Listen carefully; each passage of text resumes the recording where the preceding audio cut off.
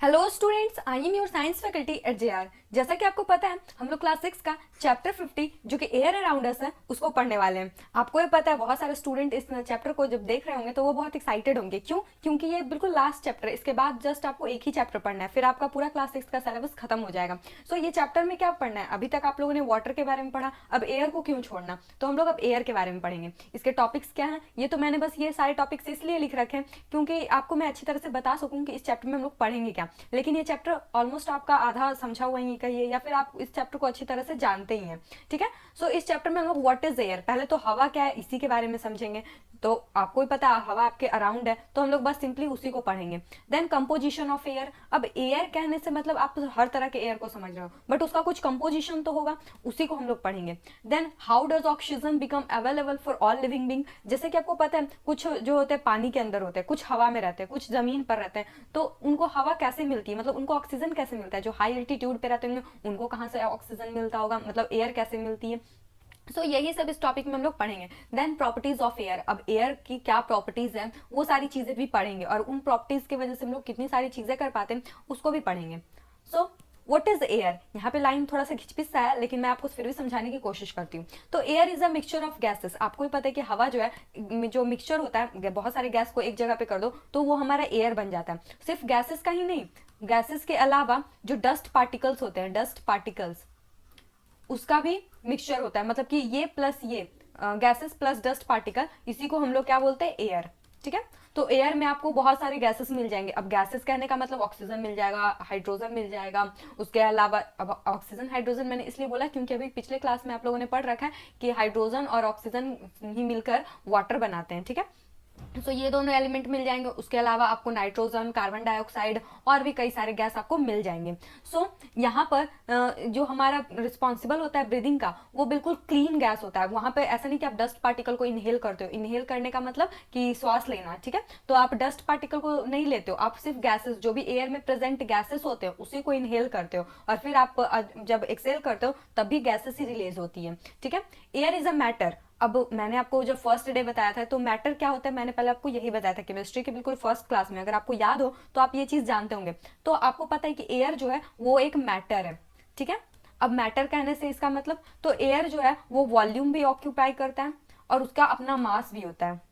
ठीक है। और कोई भी चीज जिसकी अगर वैल्यू होती है, सॉरी वैल्यू नहीं, वॉल्यूम होती है और उसकी मास भी होती है, तो वो हमारा क्या मैटर ही तो होता है, क्योंकि मैटर की ये प्रॉपर्टी होती है। तो जो हमारा एयर है वो भी मैटर है। अब बहुत सारे स्टूडेंट पूछेंगे कि एयर मैटर है, वो हमें कैसे पता चलेगा। तो आप एक बलून लेना, उसमें उसको मतलब एयर डालकर उसको बिल्कुल फुला लेना। जब वो पूरा भर जाएगा तब आप उसको नोटिस करोगे कि वो सर्टेन अमाउंट ऑफ वॉल्यूम को ऑक्यूपाई करेगा। मतलब कि ये जो इतना बड़ा, जितना भी बड़ा फूल है वो उसका क्या है? वॉल्यूम है। और आप पूछोगे वॉल्यूम तो ठीक है, लेकिन मास, अब बिल्कुल एयर तो बिल्कुल ऐसा लगता है कि जैसे मासलेस है, तो आप कैसे पता करोगे कि एयर में मास है? तो आप एक बिल्कुल ऐसे पिचका हुआ बैलून लेना और उसको ऐसे तराजू के एक साइड रख देना, जो कि बिल्कुल बहुत ही माइन्यूट लेवल का भी जो मास है उसको मेजर कर सकता है, वैसा तराजू आपको लेना है। अब मैंने तराजू बोल दिया तो जिसमें आलू ये सब नापते हैं वो वाला नहीं। ठीक है। एक तरफ आप लोग ये वाला बलून लगा देना जिसमें कि एयर है, और दूसरे तरफ ऐसा बलून लगाना जो कि बिल्कुल खाली है। आप नोटिस करोगे ये तराजू जो है वो इस वाले बैलून की तरफ ज्यादा झुक जाएगा। सो इस तरह से आप प्रूव कर सकते हो कि एयर का अपना वॉल्यूम भी है और एयर के पास मास भी है। नाउ अब यहाँ पर आप लोगों ने समझ लिया, लेकिन एक जहां पर एयर होगा तो एयर के एब्सेंस को भी तो कुछ कहते होंगे। जैसे आपने लाइट पढ़ा था, तो लाइट के जब वहां पे नहीं होता, लाइट के एब्सेंस को हम लोग डार्क बोलते थे। ठीक है। और इसी को हम लोग डार्क को ही जानते हैं कि शैडो, शैडो भी क्या होता है? डार्क ही होता है। तो जहां पर आप अगर खड़े हो और आप अगर लाइट को ब्लॉक कर लेते हो तो देन वो शैडो बन जाता है। तो उसी तरह से जहां पे एयर है तो एयर के एब्सेंस को हम लोग क्या बोलते हैं? तो वैक्यूम बोलते हैं। सो वैक्यूम क्या होती है? जो हमारा स्पेस है वो पूरी तरह से वैक्यूम है, वहां पे एयर के पार्टिकल्स नहीं है। Now in vacuum there is no air present over there. आपको ही पता है वैक्यूम में कोई हवा नहीं होती है। ठीक है। अब वैक्यूम, ये सारे टर्म्स है, जैसे वैक्यूम हो गया, एटमॉस्फेरिक प्रेशर हो गया, यहाँ पे एटमॉस्फेरिक प्रेशर नहीं, यहाँ पे सिर्फ एटमॉस्फेयर है। देन विंड है, ये सारे टर्म्स हैं। तो वैक्यूम मैंने आपको डिफाइन कर दिया कि वैक्यूम क्या होता है। एयर का, जहां पे एयर हो उसी के एब्सेंस को हम लोग वैक्यूम बोलते हैं। Then atmosphere. अब एटमॉस्फेयर क्या होता है? It is a thick layer of air surrounding the earth surface is known as atmosphere. जैसे ये हमारा अर्थ है। ठीक है। अर्थ के अराउंड जितना भी एयर पार्टिकल होता है, लेट से ये हमारा एयर पार्टिकल है, वो बिल्कुल कहते हैं ना जब आप ब्लैंकेट ओढ़ लेते हो तो आप बिल्कुल पूरी तरह से ढक जाते हो, तो जो हमारा एटमॉस्फेयर है अर्थ को बिल्कुल ऐसे ब्लैंक किया होता है, मतलब ब्लैंकेट्स की तरह ढके हुए होता है, ठीक है। सो एटमॉस्फेयर हम लोग इसी को बोलते हैं, ब्लैंकेट ऑफ एयर। आप कई बार इसको नोटिस करोगे, कई सारे बुक्स में एटमॉस्फेयर को हम लोग बोलते हैं ब्लैंकेट ऑफ अर्थ, ठीक है। नाउ अब विंड किसको कहते हैं, तो हमारा जब एयर होता है वो तो कहीं कहीं पे बिल्कुल स्टैटिक होता है, मतलब रुका हुआ होता है, तो स्टैटिक जब एयर होता है तो उसको हम लोग सिंपली एयर बोलते हैं। लेकिन मूविंग एयर मतलब कि जब हवा चल रही होती है, एयर जब मूव करता है उसी को हम लोग विंड बोलते हैं, ठीक है। नाउ एयर कंपोजिशन, अब एयर जो है बहुत सारी चीजों से मिलके बना हुआ है, तो उसका क्या क्या कंपोजिशन है। कंपोजिशन कहने का मतलब बहुत सारी चीजों से अगर बनकर मिलकर अगर कोई चीज बना हुआ है, तो अगर हम लोग उसी के बारे में स्टडी करें कि वो किन किन चीजों से बना, उसी को हम लोग कंपोजिशन बोलते हैं। मैं इसको समझाने के लिए आपको एक एग्जाम्पल देती हूँ। जैसे कि मैं आपके घर गई और आपने मुझे एक कप चाय ला के दी, अब मैं पूछूं कि चाय का कॉम्पोजिशन क्या क्या है, तो आप मुझे क्या बोलोगे, पहले तो बोलेगे वाटर, अब ऐसा नहीं कि पानी वाला चाय पिलाना, उसके बाद मिल्क मतलब कि दूध, दूध थोड़ा ज़्यादा डालना, ठीक है, देन शुगर, उसके अलावा जो होता है टी, मतलब जो भी होता है चाय पत्ती वो कुछ भी, तो ये सब हमारा क्या हुआ, एयर का सॉरी टी का कॉम्पोजिशन हुआ। तो उसी तरह से हमारा एयर का भी कुछ कॉम्पोजिशन होता है। सो air contain mainly oxygen, nitrogen and remaining includes noble gases, carbon dioxide, vapour, water vapour and traces of other gases and dust particle. तो मतलब कि हमारे एयर में कौन कौन से कॉम्पोजिशन है, पहले तो हमारा ऑक्सीजन। अब इसको सबसे पहले लिखने का रीजन ये था क्योंकि एयर को, ऑक्सीजन को हम लोग इनहेल करते हैं, हम लोग इनहेल एयर को करते हैं। ये बात आप याद रखना कि हम लोग इनहेल जब श्वास लेते हैं तो हम लोग एयर को मतलब लेते हैं, ठीक है। लेकिन जो हमारा बॉडी होता है वो किसको यूज करता है, वो ऑक्सीजन को। एंड देन हमारे बॉडी में जब और सब एयर का काम नहीं होता है, मतलब एयर के और सब कंपोजिशन का काम नहीं होता, तो वो अपने बॉडी से हम लोग उसको बाहर निकाल देते हैं। और बॉडी से जब बाहर निकालते हैं तो सिर्फ ऑक्सीजन नहीं आता, हमारा कार्बन डाइऑक्साइड भी आता है जिसको हम लोग CO2 बोलते हैं, ठीक है, यहाँ पर लिखा हुआ भी है। देन नाइट्रोजन, नाइट्रोजन काफी ज्यादा अमाउंट में है हमारे अर्थ पे। देन कई सारे नोबल गैस। अब यहाँ पे स्टूडेंट सोच रहे होंगे नोबल गैसेस क्या होती हैं, तो आप लोगों ने जब पीरियोडिक टेबल कुछ इस तरह का मैंने आपको बना के दिखाया था, अब आप अभी तक तो आप लोगों के पास पीरियोडिक टेबल आ ही गई होगी, सॉरी ये थोड़ा ज्यादा ऊंचा हो गया, लेकिन ये इस तरह का होता है, ठीक है। तो जो हमारे ये वाला होता है पार्ट, इधर ऐसा नहीं कि सिर्फ दो ही होता है, मैंने बस ऐसे ही आपको बना दिया है। जो सबसे लास्ट में होता है 18th नंबर ग्रुप, मतलब कि जो सबसे लास्ट वाला जो एलिमेंट होता है वो सारे नोबल गैस होते हैं, ठीक है। यहाँ पे जैसे कि आप गोल्ड भी देख सकते हो, सल्फर भी देख सकते हो और कार्बन भी देख सकते हो, तो ये सारे सॉलिड फॉर्म में होते हैं। लेकिन ये इधर वाले जितने भी लास्ट नंबर वाले एलिमेंट होते हैं वो गैसियस स्टेट में होते हैं और उनका नेचर बिल्कुल नॉवल होता है, उनको लड़ाई झगड़ों में कोई इंटरेस्ट नहीं होता, ठीक है। तो अभी मैंने बस ऐसे ही सिंपली आपको बता दिया, लेकिन जब नोबल गैस क्या होती है आप हायर के क्लासेस में और अच्छी तरह से पढ़ोगे। लेकिन अगर इन शॉर्ट में आपको बता दूं तो ये ऐसी गैसेस होती है जो बिल्कुल रिएक्ट नहीं करती, वो बिल्कुल अनरिएक्टिव नेचर की होती हैं। सो अभी इतना ही आप जान लो, वही बहुत है, ठीक है। Now oxygen and nitrogen, air contain 28% oxygen and 78% nitrogen. आप देख सकते हो कि हमारा नाइट्रोजन कितना ज्यादा है, ऑलमोस्ट 78%, मतलब कि आप समझ सकते हो कि कितना ज्यादा अमाउंट है। मेरा पेन पता नहीं कैसे थोड़ा सा चल नहीं रहा है। नाउ 78% नाइट्रोजन, अब आप देख सकते हो कि ये कितना ज्यादा है अमाउंट में, और हमारा ऑक्सीजन 28% है, ठीक है।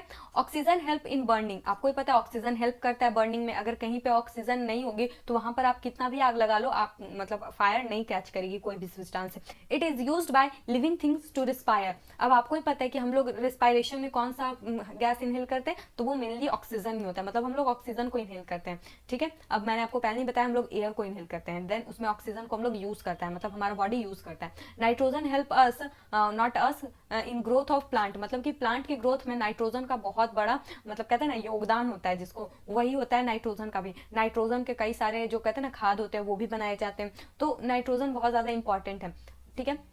नाउ वाटर वेपर, अब हम लोग जैसे कि आपको पता है यहाँ पर सारी चीजें जो कॉम्पोजिशन थी उसको हम लोग अब सेपरेट सेपरेट पढ़ेंगे, जैसे कि ऑक्सीजन हो गया, नाइट्रोजन हो गया, ये अलग अलग कॉम्पोजिशन में प्रेजेंट है हमारे एटमॉस्फेयर में, ठीक है। तो अब हम लोग इसको सेपरेटली स्टडी करेंगे। वाटर वेपर ये बिल्कुल लास्ट लेक्चर में, इसके पहले के लेक्चर में मतलब कि हम लोगों ने पढ़ा था कि वाटर वेपर कैसे बनती है, क्या होती है, लेकिन इसमें हम लोग बस मेनली 2-3 पॉइंट में इसको समझने की कोशिश करेंगे। एयर कंटेन वाटर वेपर, ठीक है। एयर जो होता है वो वाटर वेपर को कंटेन करता है, मतलब हमारे एटमॉस्फेयर में वाटर वेपर होते ही होते हैं, मतलब कहीं आपके अराउंड अभी जहाँ पे बैठे हुए हैं वहां पे भी वाटर वेपर प्रेजेंट है।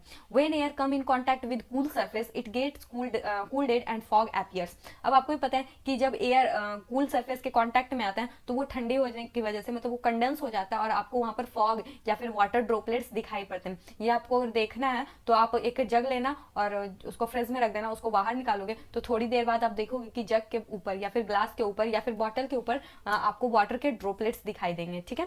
सो यही इस लाइन में बताया गया। The presence of water vapour in the air is important for the water cycle in nature.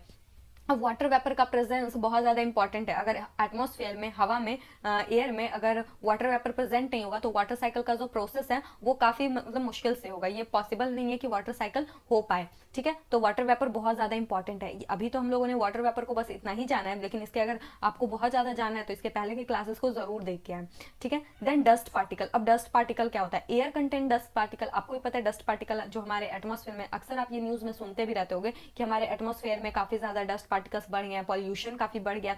So dust particle का रीजन क्या है, मतलब रीजन नहीं क्या है, मतलब डस्ट पार्टिकल को हम लोग पॉल्यूशन भी बोलते हैं, ठीक है। हम लोग ऐसे नहीं बोलते डस्ट पार्टिकल हमारे एटमॉस्फेयर में बढ़ गया, हम लोग क्या बोलते हैं, हमारे एटमॉस्फेयर में पॉल्यूशन बढ़ गया है। तो हमारे जो जितने भी हम लोग सब्सटेंस को बर्न करते हैं तो जरूरी नहीं कि वो फुल्ली बर्न हो जाता है। तो जो हाफ पार्शियल बर्न को मैं लिख देती हूँ, पार्शियल बर्निंग को हम लोग जब करते हैं, ठीक है, पार्शियल बर्निंग या फिर बर्निंग को ही हम लोग कंबशन कहते हैं। तो जब पार्शियल बर्निंग होती है तो कुछ, जैसे कि आप जानते हो कि कोई भी चीज कार्बन की बनी हुई होती है और हम लोग उसको जलाते हैं, जैसे कि आप अगर कोई अपना पेपर ही है तो ठीक है, पेपर को आप जब बर्न करते हो तो उसके कुछ पार्टिकल्स बच जाते हैं, ठीक है। अब उसी को हम लोग रेसिड्यू भी बोलते हैं इन शॉर्ट, ठीक है। तो अब कार्बन के जो वो पार्टिकल्स होते हैं वो एटमॉस्फेयर में ऐसे ही फ्लॉट करते हुए होते हैं, उसी को हम लोग जनरली डस्ट पार्टिकल बोलते हैं, ठीक है। देन सॉइल के भी काफी छोटे छोटे से पार्टिकल होते हैं, बिल्कुल माइक्रोस्कोपिक लेवल के। सो वो भी हमारे एयर में जाके मिल जाता है और वो भी एक डस्ट पार्टिकल ही होता है जो हमारे बॉडी के लिए काफी ज्यादा प्रॉब्लमेटिक क्रिएट कर सकता है। The presence of dust particle in air varies from place to place and time to time. अब यहाँ पे इस स्लाइड का मतलब है, सॉरी इस लाइन का मतलब है कि जो डस्ट पार्टिकल है जरूरी नहीं कि अगर दिल्ली में जितना है उतना बिहार में हो, बट फिर भी ये हर जगह पे होता ही होता है। कहीं कहीं पे बहुत ज़्यादा अमाउंट में आपको देखने को मिलेगा पोल्यूशन, तो कहीं कहीं पे पोल्यूशन काफ़ी ज़्यादा कम होगा। ये टाइम टू टाइम भी वेरी करता है। जैसे कि आपको पता है लॉकडाउन के टाइम पे पोल्यूशन का रेट काफ़ी ज़्यादा गिर गया था। सो वो एक टाइम था और एक टाइम पहले था जब देख ही सकते थे कि हर टाइम आपको पोल्यूशन पे न्यूज़ मिलते ही रहती होगी कि पोल्यूशन से ये हो गया, पोल्यूशन से वो हो गया, पोल्यूशन कितना बड़ा प्रॉब्लम बन चुका था। सो यहाँ पर अब आप लोगों ने डस्ट पार्टिकल और ये वाटर वेपर जो कि बहुत इजी से टॉपिक थे, मैंने आपको पहले वो समझाया।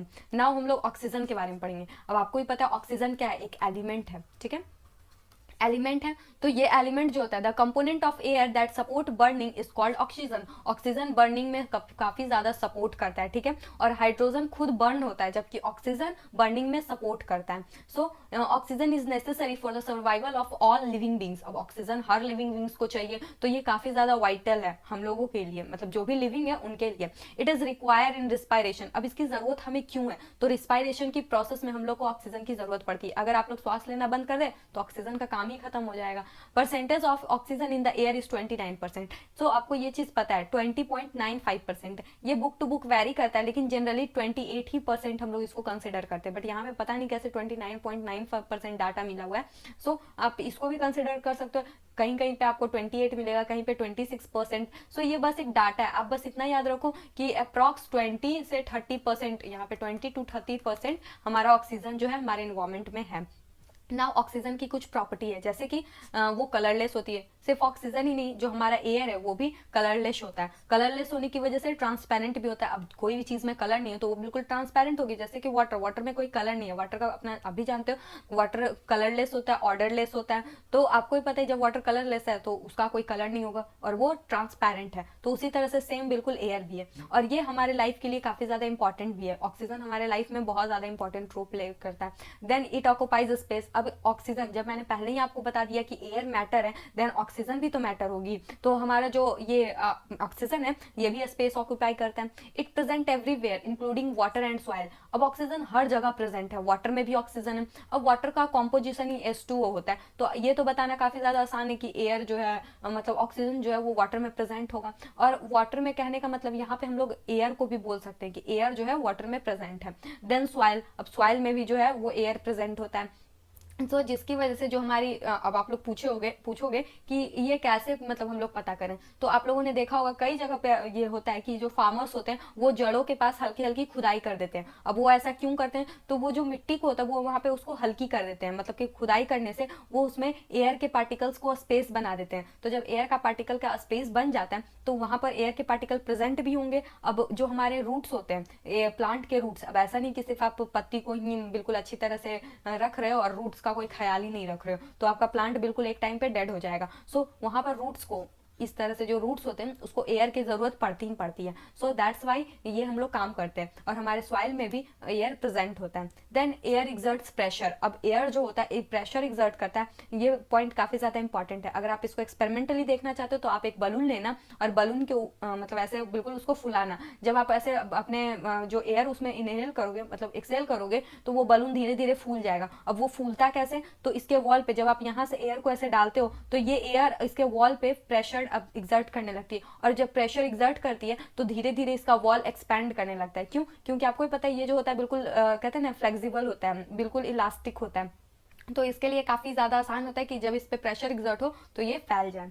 Now nitrogen. अब जितनी प्रॉपर्टी यहाँ पे हम लोगों ने पढ़ी है उतनी प्रॉपर्टी यहाँ पर तो होगी ही होगी, बस कुछ को छोड़ के। जैसे कि यहाँ पर हम लोगों ने पढ़ रखा है कि नाइट्रोजन क्या होता है। पहले हम लोग नाइट्रोजन को डिफाइन कर लेते हैं, फिर मैं आपको बताती हूँ, ठीक है। The major part of the air is nitrogen. आपको पता है सबसे ज्यादा 78% जो है वो हमारा नाइट्रोजन है। तो आपको पता है एयर का सबसे ज्यादा, अगर मैं एक सर्कल में एयर को दिखाना चाहूँ तो हमारा बिल्कुल इतना सारा पार्ट जो है वो नाइट्रोजन ही है, ठीक है। सो ये जो हमारा एयर है उसमें इतना ज्यादा नाइट्रोजन होने का रीजन क्या है, तो रीजन ये है कि नाइट्रोजन जो है हमारे प्लांट्स के लिए काफी ज्यादा इंपॉर्टेंट होता है। सो प्लांट को अगर जिंदा रहना तो फिर आपको नाइट्रोजनस चीजें उनको देनी पड़ेगी। अब नाइट्रोजनस चीजें हम लोग के पास इतना पावर नहीं है कि हम लोग कोई भी एलिमेंट को बना ले खुद से, ठीक है। तो ये हम अपने एटमोस्फेयर से ही इसको कंज्यूम करते हैं और प्लांट को देते हैं, मतलब प्लांट खुद भी एटमोस्फेयर से ही इसको लेता है, ठीक है। Nitrogen do not support in burning. अब ये आप प्रॉपर्टी कह लो या फिर नाइट्रोजन का ऐसा नेचर है कि वो बर्निंग को सपोर्ट नहीं करता। इसको कोई मतलब नहीं, जिसको जलना है जलो, जिसको मरना है मरो, इसको कोई फर्क नहीं पड़ता। Now carbon dioxide. जब बर्निंग होती है, ठीक है, पहले ही मैं इस टॉपिक को बता देती हूँ क्योंकि अभी जस्ट हम लोग इसको पढ़ के आ रहे हैं। जब बर्निंग होती है तो आपको ही पता है कि हम लोग को या तो हीट एनर्जी मिले, लाइट एनर्जी मिले, लेकिन उसके साथ आपको पता है कार्बन डाइऑक्साइड भी रिलीज होती है, मतलब कि हम लोग को एक और कंपोनेंट मिलता है जो कि कार्बन डाइऑक्साइड भी है। सो ये एक प्रोडक्ट है, ठीक है। सो यहाँ पर कोई भी रिएक्शन होगा, जब कंबशन का रिएक्शन होगा, कंबशन प्रोसेस होता है या कंबशन रिएक्शन होता है, तो इसमें एक कंपोनेंट हमारा कार्बन डाइऑक्साइड भी होता है। Now carbon dioxide make up small component, like इसका कंपोनेंट कितना है 0.03% इन एयर। अब आपको पता है ये काफी ज्यादा कम है, लेकिन इसका कम ही होना सही है। अगर कार्बन डाइऑक्साइड हमारे एटमोस्फेयर में ज्यादा हो जाएगा तो ग्रीन हाउस इफेक्ट बढ़ जाएगा, ठीक है। ग्रीन हाउस इफेक्ट बहुत ज्यादा होने की वजह से उसके बाद ग्लोबल वार्मिंग जैसी परेशानी का भी सामना करना पड़ेगा। देन जहाँ पे अगर कार्बन डाइऑक्साइड ज्यादा हो जाएगा तो देन हम लोग को इनहेलेशन में भी प्रॉब्लम आएगी, मतलब हम लोग श्वास लेने में भी बिल्कुल मतलब अच्छा फील नहीं करेंगे, हम लोग वहाँ पे श्वास नहीं ले पाएंगे, ठीक है। It causes feeling of suffocation. आपको पता है सफोकेशन मतलब घुटन, आपको घुटन सी महसूस होगी अगर आपको कार्बन डाइऑक्साइड एक जगह पे खाली कार्बन डाइऑक्साइड रहे, आपको छोड़ दिया जाए तो आपको बिल्कुल ऐसा ही फील होगा। all materials when they burn consume oxygen and produce carbon dioxide। अब आपको ही पता है जब कोई भी मटेरियल बर्न होता है तो वो क्या कंज्यूम करता है, ऑक्सीजन। आपको मैंने अभी बताया कि ऑक्सीजन सपोर्ट करता है बर्निंग में, तो कहीं पे भी बर्निंग हो रही है देन मेनली वहां पे ऑक्सीजन उसको सपोर्ट करने जरूर जाएगा, मतलब बर्निंग का कहते हैं ना बेस्ट फ्रेंड है। सो वहां पे रिजल्ट में क्या बनेगा, तो कार्बन डाइऑक्साइड वहां पे रिजल्टेंट प्रोडक्ट होगा, ठीक है। It is also produce along with water vapour during respiration. अब रिस्पायरेशन के प्रोसेस को जब हम लोग करते हैं तो आपको ही पता है कि हम लोग कार्बन डाइऑक्साइड को एक्सेल करते हैं, मतलब कि या तो प्लांट करे या एनिमल करे, मतलब हम लोग वहां पे कार्बन डाइऑक्साइड का बनना जरूरी है, मतलब हम लोग भी कार्बन डाइऑक्साइड को बनाते हैं एंड प्लांट भी। Plant need carbon dioxide for photosynthesis and to live. आपको ये पता है कि प्लांट अपना फूड का जब प्रिपरेशन करता है, मतलब फूड को जब बनाता है तो वो किस प्रोसेस से बनाता है, फोटोसिंथेसिस के प्रोसेस से। और इस फोटोसिंथेसिस के प्रोसेस में जब उसको रॉ मटेरियल्स की जरूरत होती है तो वो किसकी तरफ देखता है, वो कार्बन की तरफ देखता है, मतलब कि कार्बन और वाटर फोटोसिंथेसिस में इसको हेल्प करते हैं, ठीक है। एंड देन कार्बन डाइऑक्साइड के बारे में हम लोगों ने इतना कुछ जान लिया, और हमको पता भी है कि आप लोगों ने समझ लिया होगा कि हमारे एटमॉस्फेयर में 28% ऑक्सीजन है, 78% कार्बन डाइऑक्साइड है, 0.03% कार्बन डाइऑक्साइड है। सो बाकी के गैसेस कहाँ हैं? तो बाकी के गैसेस जो भी 0.001% जितना भी बचा वो हमारे और सब जो सॉरी यहाँ पे एक्स्ट्रा जीरो हो गया, सो इतने जितने भी और गैसेस है वो हमारे बस इतने ही परसेंट है। नाउ एटमॉस्फेयर, अब हम लोग एटमॉस्फेयर को पहले डिफाइन कर लेते हैं। मैंने आपको अभी बताया कि बिल्कुल ब्लैंकेट सा होता है जो हमारे अर्थ को कवर किए हुए होता है। तो our earth is surrounded by air. अब आपको पता है हमारा अर्थ जो है वो एयर से सराउंडेड है in the form of a thin layer, and this thin layer is called atmosphere. आपको ही पता है कि ये बिल्कुल एक थिन लेयर है, मतलब थिन लेयर तो नहीं है, फिर भी 12 किलोमीटर 14 किलोमीटर ऊपर तक भी जाओ तो बिल्कुल ऐसा लगेगा कि आप नॉर्मल, मतलब नॉर्मल तो नहीं लगेगा बट फिर भी आपको ऐसा फील होगा कि वहाँ पे एयर प्रेजेंट है थोड़ा बहुत भी, लेकिन है, बट ऊपर प्रेशर बहुत ज़्यादा होती है और एयर पार्टिकल्स काफ़ी ज़्यादा कम होते हैं। सो आपको थोड़ा सा तैयारी करके जाना पड़ेगा, ठीक है। The atmosphere extend up to several kilometres. आपको ही पता है काफ़ी सारे किलोमीटर्स, मतलब काफ़ी, यहाँ पे लेट से आपका अर्थ है, देन यहाँ तक इतना बड़ा एरिया जो हमारा एटमोसफेयर कवर करता है, ठीक है। और ये ऐसा नहीं कि 1 मीटर 2 मीटर या सेंटीमीटर में, ये किलोमीटर में, मतलब इतना एरिया किलोमीटर्स में और कई किलोमीटर तक वो फैला हुआ है। The air become thinner and thinner as we go up high. आपको ही पता है जब हम लोग धीरे धीरे ऊपर जाएंगे, हाई एल्टीट्यूड्स पे जाते हैं, एंड हाई एल्टीट्यूड्स की बजाय हम लोग अगर और ऊपर जाए, मतलब हाई एल्टीट्यूड्स के अलावा भी और ऊपर जाए, देन वहाँ पर जो एयर है वो थिनर होते जाती है, मतलब एयर के पार्टिकल्स कम होते जाते हैं। अब ऐसा क्यों? तो पहला इसका रीजन है कि एयर जो होते हैं उसमें वाटर वेपर प्रेजेंट होता है, तो जिसकी वजह से वो ज़्यादा से ज़्यादा हैवी होने की वजह से वो नीचे की ओर ही आना चाहता है, ठीक है। एंड देन दूसरा हमारा रीजन ये है कि जो हमारा ग्रेविटी है, मतलब हमारा जो अर्थ है उसके पास एक नेचर है कि वो ग्रेविटेशनल फोर्स एग्जर्ट करता है हर पार्टिकल पे। अब हर पार्टिकल पे कहने का मतलब जैसे कि आप पेन को ऊपर फेंकते हो तो वो नीचे क्यों आती है? तो ड्यू टू ग्रेविटेशनल फोर्स। तो एक फोर्स होता है जो हमारा अर्थ एग्जर्ट करता है, और जितना भी ऑब्जेक्ट होता है हमारे अर्थ पे वो सभी पे एग्जर्ट करता है। तो हमारे वाटर मॉलिक्यूल्स पे या फिर हमारे एटमॉस्फेयर पे भी तो ये ग्रेविटेशनल फोर्स वर्क करेगा। तो दैट्स वाई ये वाला जो प्रोसेस होता है, सॉरी दैट्स वाई, इसीलिए जो हमारा एयर मॉलिक्यूल्स है अर्थ के नजदीक में ज्यादा होता है, और जैसे जैसे हम लोग ऊपर जाते हैं एयर मॉलिक्यूल्स कमते जाता है। नाउ द एयर बिकम, मैंने ये लाइन आपको समझा दी। The atmosphere is quite active due to the movement of air with the with respect to the earth. आपको पता है कि एटमोसफेयर जो है वो बहुत ज्यादा एक्टिव होता है, जितना जल्दी अर्थ घूमती है उससे ज्यादा तो हवा घूम जाती है, ठीक है। तो ये लाइन बहुत ही ईजी था, आपको ये पता है हवा काफी मतलब जल्दी जल्दी ट्रैवल करती है। आप सुन रहे हो कि कल तूफान दिल्ली में आया, धीरे धीरे वो महाराष्ट्र तक पहुंच गया। सो ये इतना जल्दी ट्रैवल करती है, सो इसको मुझे ज्यादा समझाने की जरूरत नहीं है। The process like cloud formation, thundering, rain etc. occur in the atmosphere. यहाँ पे पता नहीं ये यूजेस ऑफ एयर मैंने कैसे लिख दिया, यूजेस ऑफ एयर तो आपका सेकंड टॉपिक है, ठीक है। द जो भी प्रोसेस होती है क्लाउड फॉर्मेशन की, वो थंडरिंग मतलब बादलों का गरजना, रेन वर्षा होना, ये सारे प्रोसेस कहाँ होते हैं? एटमॉस्फेयर में होते हैं। तो दैट मीन्स कि atmosphere is like a support for these kind of process. Now uses of air, अब यहाँ पे हम लोग एयर के यूजेस पढ़ेंगे। कोई भी छोटा बच्चा को भी अगर आप खड़ा करके 5 यूज पूछो तो वो डेफिनेटली 5 यूज तो बता ही देगा, क्योंकि ये बहुत आसान सा टॉपिक है। Air exert force on object, आपको पता है जो हवा होती है वो हर चीज़ पे फोर्स एग्जर्ट करती है।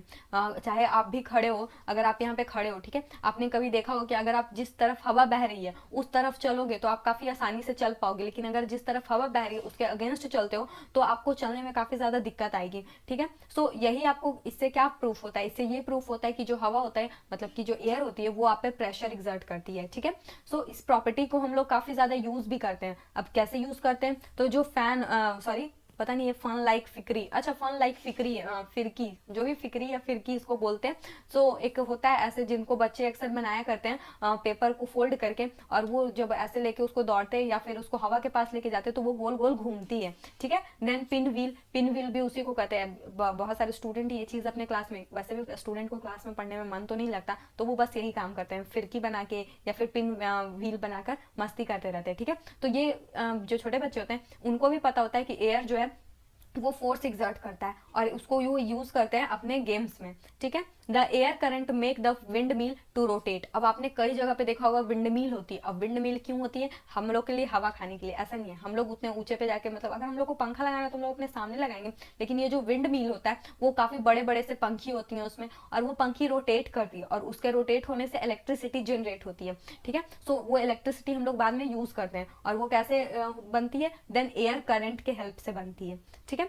Air help in the movement of selling yards, sliders, parachutes and aircrafts. आपको ही पता है कि कहीं पे अगर एयर क्राफ्ट है, मतलब एयरक्राफ्ट हो या फिर एरोप्लेन हो या फिर पैराशूट्स हो या स्लाइडर्स हो, कुछ भी हो, वो कहाँ मतलब फ्लॉट करती है? वो हवा में ही ट्रैवल, जितनी भी हवा में ट्रैवल करने वाली चीजें होती हैं उनको हवा की जरूरत होती ही होती है। जैसे कि आप बर्ड्स को ले लो, बर्ड्स को भी यहाँ पे मैंने ये पॉइंट लिख भी रखी है, bats, birds and many insect fly in air. अब हवा ही नहीं रहेगा तो वो लोग कहाँ पे तैरेंगे? मतलब तैरेंगे नहीं, कहते हैं ना उड़ेंगे, कहाँ पे उड़ेंगे? सो वाटर, सॉरी, एयर काफी ज्यादा इंपॉर्टेंट हो जाता है।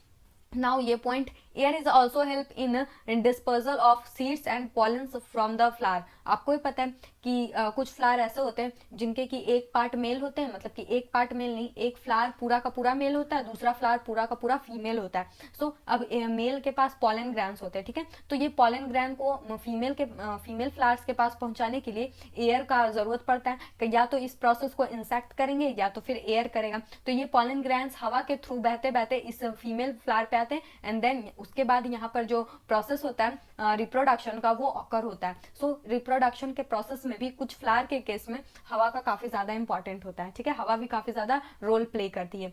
पॉलिनेशन ऑफ फ्लावर, इसी को हम लोग पॉलिनेशन प्रोसेस भी बोलते हैं, ठीक है। Compressed air is used in tyres end of vehicles. आपको ही पता है कि जो आपकी व्हीकल्स होती है, गाड़ियां होती है, उसमें बिल्कुल एयर को आप कहते हैं ना फोर्स डाल के अप्लाई करते हो, ठीक है। और उसी को वैसे तो अभी आप कंप्रेस्ड एयर क्या होती है वो मत समझो, क्योंकि ये बहुत ही ज्यादा अजीब सा प्रोसेस है। ये एक केमिकल प्रोसेस भी आप कह सकते हो, वैसे तो केमिकल प्रोसेस नहीं है, लेकिन अगर आप कंप्रेस्ड एयर समझना ही चाहते हो तो मैं आपको बस एग्जांपल के थ्रू समझा देती हूँ। जैसे कि आप लोगों ने सेंट को कभी देखा होगा, तो आप उसको ऐसे हिलाना तो आपको ऐसा फील होगा कि सेंट है ही नहीं, उसके अंदर पानी है। तो वैसा नहीं कि उसके अंदर पानी होता है, जो सेंट होता है वो तो एक गैस है, ठीक है। उसको कंप्रेस किया जाता है और उसको कंप्रेस इस लेवल तक कर दिया जाता है कि वो अपना स्टेट चेंज कर देती है, और अपना स्टेट चेंज करके वो गैसियस स्टेट से लिक्विड स्टेट में आ जाती है, एंड देन उसको हम लोग एक छोटा सा बॉटल में भी भर देते हैं। उसी तरह से जो हमारा एलपीजी गैस होता है, जिसको आपकी मम्मी खाना बनाने में यूज करती है, आप कभी उसको, वैसे तो हिलाने का रिस्क मत लेना, लेकिन अगर आप लोगों ने देखा होगा तो वो बिल्कुल उसके अंदर भी आपको ऐसा फील होगा कि वाटर भरा हुआ है। देन उसी को हम लोग कंप्रेस्ड एयर भी बोलते हैं, ठीक है। जो हमारे टायर में होते हैं, व्हीकल्स में होते हैं, मतलब टायर, जो व्हीकल्स के टायर होते हैं उसमें कंप्रेस्ड एयर तो नहीं, लेकिन हाँ ये है कि एयर को हम लोग कंप्रेस्ड जरूर कर देते हैं, मतलब कि जो बलून्स होते हैं या फिर टायर्स हो गए वहां पे हम लोग एयर को ऐसे बांध जरूर देते हैं। Now nitrogen is used on a large scale to manufacture fertiliser. अब फर्टिलाइजर आपको पहले ये टर्म मैं बता देती हूँ कि यूज कहाँ होता है। फर्टिलाइजर्स हम लोग प्लांट्स को देते हैं, मतलब कि प्लांट्स के ग्रोथ के लिए। जैसे कि अगर आप ग्रोथ नहीं कर रहे हो, मतलब अगर आप थोड़े बीमार हो, तो आपको आपकी मम्मी न्यूट्रिएंट्स देती है, न्यूट्रिएंट्स में प्रोटीन पिलाती है और भी बहुत सारी चीजें खिलाती पिलाती है। तो उसी तरह से जो हमारे फार्मर्स होते हैं वो प्लांट की अच्छी सेहत के लिए, मतलब प्लांट ज्यादा से ज्यादा ग्रो करें, प्लांट ज्यादा से ज्यादा पैदावार दे, तो इसके लिए वो फर्टिलाइजर्स का यूज करते हैं। अब फर्टिलाइजर्स किस कैसे बनती है? तो नाइट्रोजन से बनती है। नाइट्रोजन का काफी ज्यादा यूज होता है। मैं एक फेमस कहते हैं ना फेमस फर्टिलाइजर का नाम बता देती हूँ, यूरिया, ठीक है। यूरिया अभी आप अपने दिमाग में रख लो, यूरिया टर्म आपको क्लास 11th में तो कहते हैं घुमा घुमा के आने वाला है, क्योंकि ये मतलब फर्स्ट हाइड्रोकार्बन भी है, ठीक है। तो मैं आपको उस क्लास में इसके बारे में बताऊंगी, लेकिन बस जो यूरिया है वो माइंड में रखना है, क्योंकि वो एक फर्टिलाइजर है। अगर आपको कोई एग्जाम्पल पूछे तो आप आराम से बता सकते हो। Now winnowing. अब विनोइंग ये आपको मैंने इसी क्लास में मैटर जब पढ़ा रही थी, मतलब मैटर नहीं, आपको एक क्लास में मैं बता रही थी क्लास 6 में कि विनोइंग क्या होता है। बहुत सारे स्टूडेंट इतने महान होते हैं कि पहले इजी चैप्टर करना सोचते हैं, तो ये जो हमारा एयर जो है वो एक तरह से इजी है, लेकिन इसमें सारे बाकी के चैप्टर्स के कहते हैं ना थोड़े थोड़े से जरूर है। जैसे बायोलॉजी के भी आप लोगों ने देखे होंगे, देन फिजिक्स के भी कुछ पार्ट देखे होंगे। नाउ यहाँ पे विनोइंग। अब विनोइंग क्या होती है? तो आप लोगों ने देखा होगा कि जो घास होती है, नहीं घास नहीं होती है, मतलब कि जब फसल होती है, ठीक है, फसल जब होती है तो वहां पर जब चावल, लेट से ये चावल का दाना है, ठीक है, जब चावल के दाने को अलग किया जाता है तो ऐसा नहीं कि बिल्कुल एक एक, जैसे हमारे घर में मम्मियाँ चुनती है बैठ के ऐसे एक एक दाना, वैसे नहीं किया जाता। जब खेर पतवार इस चावल के ढेर में होती है तो उसको अपने सर पे ऐसे लेडीज लोग रख लेती और देन उसको हल्का हल्का नीचे गिराती हैं, तो चावल का दाना या फिर गेहूं का दाना भारी होने की वजह से एक तरफ रह जाता है, और जो हवा जब चलती है तो जो बाकी के और सब कुछ होते हैं जो खेर पतवार होते हैं वो दूर जाकर गिर जाते हैं। सो ये प्रोसेस को हम लोग विनोइंग कहते हैं। तो विनोइंग भी कैसे पॉसिबल है, तो ड्यू टू एयर, अगर हवा नहीं रहेगा तो एयर, ये जो विनोइंग का प्रोसेस है वो भी नहीं होगा। We cannot hear the sound in absence of air, अगर हवा नहीं रहेगी तो हम लोग कुछ भी सुन नहीं सकते। अब ये दुख आप लोग उनसे जाके पूछना जो स्पेस में रहते हैं। अब आप लोग सोच रहे हो कि स्पेस में कौन लोग रहते हैं, तो हमारा जो इंटरनेशनल स्पेस सेंटर है, इंटरनेशनल स्पेस सेंटर, आप इसको जनरली अभी ये समझो कि ऐसे लोग जो कि जाते हैं स्पेस में, वो वहां पर ऐसे हम लोग जैसे भी बात करें वैसे बात नहीं करते हैं, ठीक है। उनके पास स्पेशल डिवाइसेस होती है जिसके हेल्प से वो लोग एक दूसरे से कनेक्ट कर पाते हैं, ठीक है। हम लोग की तरह बैठ के जैसे हम लोग गप करते हैं वैसे गप नहीं होता है वहां पे। क्यों? क्योंकि वहां पे एयर नहीं है। वेरियस कंपोनेंट आर, यहाँ पे पता नहीं, यहाँ पे एयर और प्ले दोनों अलग अलग होगा, मैंने पता नहीं साथ में कैसे लिख दिया। Various component of air play various important role, तो ये जितने भी एयर के हेल्प से हो रहा था, तो बस यही कुछ लास्ट वाला लाइन बस ऐसे ही है, ऊपर वाला जितना भी लाइन है वो काफी ज्यादा इंपॉर्टेंट है, और यही हमारा एयर का यूजेस भी है। इसके अलावा और भी कई सारे यूजेस हैं। नाउ यहाँ पे कुछ टर्म्स हैं जैसे कि plant, birds, mammals, amphibians, aquatic animals. अब इनको एयर मिलती कैसे, मतलब किन फॉर्म्स में मिलती है? पहले हम लोग समझते हैं एयर को, मतलब एयर को नहीं, प्लांट को एयर कैसे मिलती है। They use carbon dioxide of air to make their own food by the process of photosynthesis. अब प्लांट को एयर की रिक्वायरमेंट इसलिए होती है क्योंकि उन्हें अपना फूड बनाना होता है, और फूड बनाने के लिए भी जरूरत पड़ती है, एंड देन जब उनको श्वास लेना हो, रिस्पायरेशन की प्रोसेस जब करती है प्लांट, देन तभी वो एयर को ब्रीद आउट करती हैं। सो इस तरह से प्लांट हमारे जो है वो एयर का यूज करती है, ठीक है। Now birds, they have pairs of lungs which with air sac which is open all the time because birds need high, पता नहीं क्या लिखा, high level, because bird needs to fly to the high level, I think कुछ इस तरह का line था। आपको भी पता है कि जब बर्ड्स होती है वो काफी ऊंची ऊंची उड़ान भरती हैं। अब वो ऊंची ऊंची उड़ान भरेंगी तो उनको हवा की भी तो जरूरत पड़ेगी, क्योंकि आपको पता है जैसे जैसे आप ऊपर जाते हो तो हवा कमते जाती है, मतलब कि एयर जो प्रेशर है वो घटते जाता है, एयर के जो मॉलिक्यूल्स हैं वो कमते जाते हैं। तो अगर हवा जो बर्ड्स हैं वो कंटिन्यू अगर नहीं अपने पास रखेगी तो वो तो मर जाएंगी। तो उनके पास जो होते हैं वो उन लंग्स के पेयर होते हैं, ठीक है। मतलब उनके पास दो लंग्स होते हैं जो कि बिल्कुल एयर के अपने अंदर, ऐसे कहते हैं ना हवा भर लेना, उसी तरह से वो हवा को अपने लंग्स में भर लेती है, और वो बिल्कुल उन्हें हेल्प करती है फ्लाई करने में, ठीक है।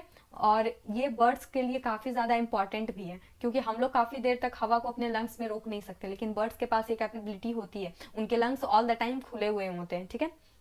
नाउ एक्वेटिक एनिमल, अब एक्वेटिक टर्म्स आप लोगों ने समझ रखा है पहले ही कि एक्वेटिक क्या होती है, ऐसी चीजें जो पानी के में रह सकती हैं, ठीक है, पानी में रहने वाले animals. Most aquatic animal have a special organ for the respiration called Gill. अब आपको भी पता है कि जो लोग पानी में रहते हैं, अब अगर आपकी मुंडी हम लोग पानी में डाल दें तो आप सांस नहीं ले पाओगे, लेकिन जो मछली होती है वो दिन भर पानी में रहती है फिर भी वो बिल्कुल ईजिली, बिल्कुल कंफर्टेबली रहती है। क्यों? क्योंकि उनके पास लंग्स नहीं, उनके पास गिल्स होता है। गिल्स एक स्पेशल टाइप का ऑर्गन होता है जो कि उनको हेल्प करता है, जैसे हमारा जो लंग्स है वो एक स्पेशल टाइप का ऑर्गन है, उसी तरह से हमारा गिल्स भी जो है वो एक स्पेशल टाइप का ऑर्गन है जो कि एक्वेटिक एनिमल्स को हेल्प करता है रिस्पायरेशन के प्रोसेस को होने में।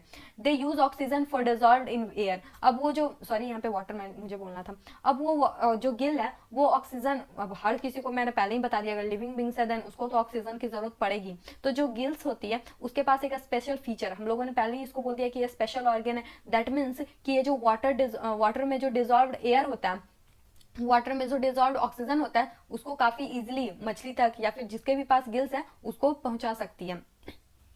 नाउ मैमल्स, अब मैमल्स क्या होते हैं?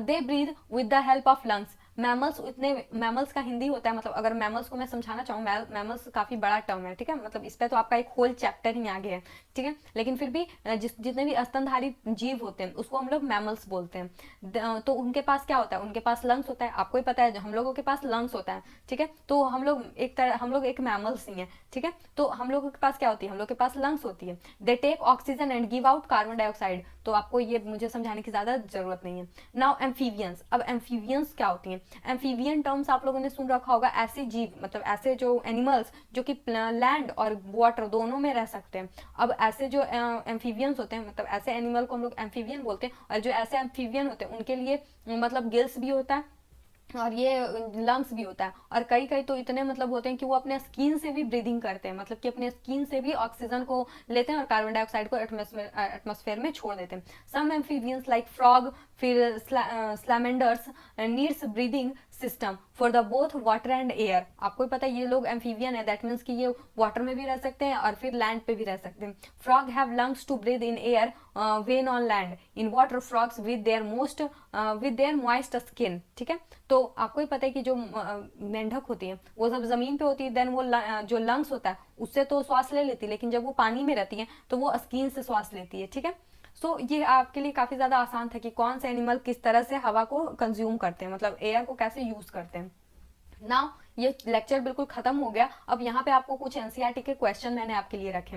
पहला है what is the composition of air, जिसको पढ़ाने में मैंने अच्छा खासा टाइम दिया, ये बिल्कुल फर्स्ट ही टॉपिक में आपको मिल गया। अब यहाँ पे कंपोजिशन पूछ रहा है एयर का, तो एयर का कंपोजिशन क्या है? पहले तो water vapour, dust particle, oxygen, nitrogen, noble gases and so many things. मतलब आप इसका आंसर कर सकते हो, मुझे इसमें कोई डाउट नहीं। कार्बन डाइऑक्साइड भी मैंने छोड़ दिया, उसको भी आप ऐड कर लेना। Now question number second, which gas in the atmosphere is essential for respiration. अब आपको पता है कि रिस्पायरेशन के प्रोसेस में किस चीज की जरूरत पड़ती है, तो ऑक्सीजन। मैंने आंसर पहले ही बोल दिया फ्लो में, लेकिन ऑक्सीजन जो है वो एसेंशियल है रिस्पायरेशन के प्रोसेस को होने में। Then question number third, how will you prove that air supports burning. अब यहाँ पे आपको एक एक्सपेरिमेंट बतानी पड़ेगी, क्योंकि अब यहाँ पर पूछ रहा है कि बर्निंग होती है तो वहां पर एयर सपोर्ट करता है, मतलब एयर में मेनली ऑक्सीजन सपोर्ट करता है, तो आप ये कैसे प्रूव करते हो? तो सिंपल है, आप एक कैंडल जलाना जिसको कि आप जलाते टाइम बिल्कुल ओपन एयर में रखना है। ठीक है, तो वो बिल्कुल आसानी से जल जाएगा। थोड़ी देर बर्न होने के बाद आप उसके ऊपर से एक ग्लास रख देना। ठीक है, तो थोड़ी देर ग्लास के अंदर भी वो थोड़ी देर जलेगा, लेकिन जैसे ही अंदर में वाटर का कंटेंट नहीं, एयर का कंटेंट कमेगा, मेनली ऑक्सीजन कमेगा, देन ये जो बर्निंग का प्रोसेस है वो रुक जाएगा। ये एक्सपेरिमेंट आप अच्छी तरह से लिखना, और इससे आपको ये पता चलता है कि एयर जो है वो सपोर्ट करता है बर्निंग में। Now question number 4, how will you show that air is dissolve in water. अब आप ये कैसे शो करोगे कि एयर डिजॉल्व होता है वाटर में? मैंने जब इस क्वेश्चन को पढ़ा तो मुझे खैर थोड़ा सा डाउट हुआ कि इस तरह का क्वेश्चन कैसे कोई पूछ सकता है, क्योंकि ये जो हमारे जो वाटर होते हैं उसमें वाटर आपको पता है H2O से बना हुआ है। ठीक है, जो हमारा मछली होती है, मतलब हमारी मछली होती है, वो मेनली ऑक्सीजन को लेती है।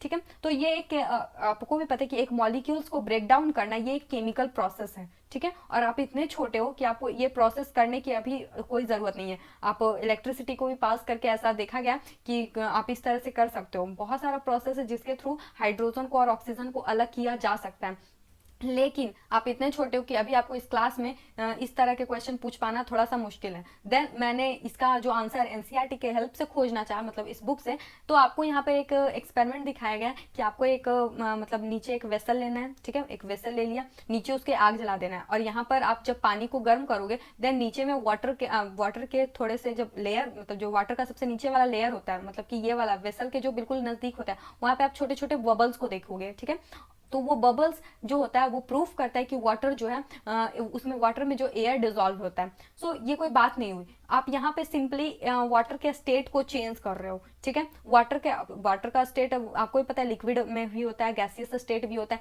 तो जब आप इसको हीट दोगे तो डेफिनेटली ये गैसियस स्टेट में चेंज हो जाएगा। इस तरह से ये एक्सपेरिमेंट प्रूफ करता है कि वाटर में एयर डिजॉल्व नहीं है, इसमें वाटर जो है वो एक अपना स्टेट को इजिली चेंज कर सकता है, ये बिल्कुल ये प्रूफ करता है।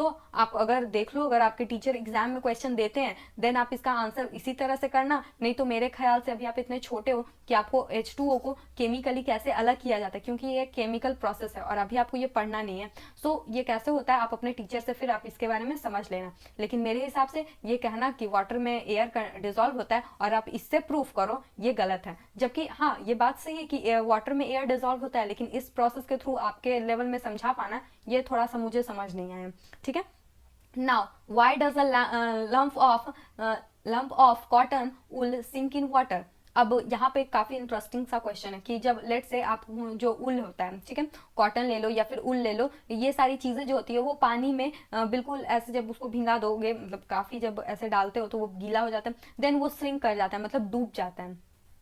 और वो पानी के मॉलिक्यूल्स को अपने अंदर एब्जॉर्ब कर लेता है। सो ऐसा क्यों होता है? जैसे कि आपको पता है कि अगर कॉटन है या फिर ऊल है तो ये जो होता है उसके अंदर काफ़ी ज़्यादा वैक्यूम स्पेस होते हैं। वैक्यूम स्पेस कहने का मतलब, sorry, air space, not vacuum space.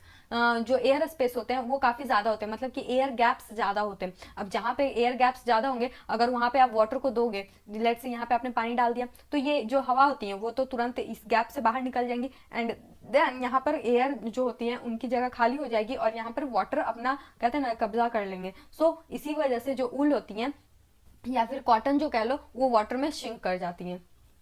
Now question number 6, the layer of air around the earth is known as, जो हमारे लेयर होता है अर्थ के अराउंड, उसको हम लोग क्या बोलते हैं? तो सिंपल है, इसको हम लोग एटमॉस्फेयर बोलते हैं। Now question number 7, the component of air used by green plants to make their food is, जैसे कि आपको पता है कि जो प्लांट होती है ग्रीन प्लांट्स, वो कौन सा कंपोनेंट यूज करती है एयर का? तो mainly carbon dioxide, carbon dioxide जिसको कि हम लोग CO2 बोलते हैं, उसका यूज करती हैं। ठीक है। और क्वेश्चन नंबर 8 जो है, list 5 activity that are possible due to the presence of air. अब एयर के प्रेजेंस में आपको ऐसी 5 एक्टिविटी बतानी है जो कि सिर्फ और सिर्फ एयर के प्रेजेंस में ही पॉसिबल है। सो मैंने आपको बहुत सारे एग्जांपल्स बताए, आप उन्हीं में से कोई भी 5 को लिख देना। Now question number 9, how do plants and animals help each other in the exchange of gases in the atmosphere. अब यहाँ पे पूछ रहा है कि जो एनिमल्स होते हैं, ठीक है, एनिमल्स एंड प्लांट्स, ये कैसे अपने जो एटमॉस्फेयर में एयर के एक्सचेंज को कर पाते हैं। ठीक है।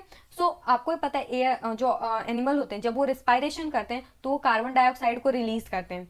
नाउ जो प्लांट होती है वो प्लांट भी रिस्पायरेशन के टाइम पे CO2 को बाहर निकालती है, मतलब CO2 को एज अ वेस्ट प्रोडक्ट अपने बॉडी से बाहर निकालती है, लेकिन जब वो फोटोसिंथेसिस के प्रोसेस को करती है तो उसको कार्बन डाइऑक्साइड की जरूरत पड़ती है अपने फूड को बनाने में। सो इस तरह से ये हमारा बैलेंस रहता है कि मतलब हम लोग कार्बन डाइऑक्साइड को जो रिलीज करते हैं, जो प्लांट है उसको कंज्यूम करती है। तो इसी तरह से हमारे एटमॉस्फेयर में ये बिल्कुल बैलेंस रहता है और इसी तरह से ये गैसियस चेंज का प्रोसेस, एक्सचेंज का प्रोसेस होते रहती है। और गैसियस जितने भी गैस होते हैं वो प्लांट के लीव्स से बाहर आते हैं, जिसको कि हम लोग ट्रांसपायरेशन भी बोलते हैं। ठीक है। सो यहाँ पर हम लोग इस लेक्चर के एंड में आ चुके हैं और ये बिल्कुल आपका बहुत इंटरेस्टिंग चैप्टर था और बहुत इजी भी था। ये सब चैप्टर आप अपने खुद से भी एक बार पढ़ ही लोगे तो समझ में आ ही जाएगा। सो अब इसके बाद आपका लास्ट लेक्चर जो आने वाला है वो बस बिल्कुल कुछ टाइम में ही आ जाएगा। Keep learning with JR and I will come up with the next chapter. Till then, bye bye.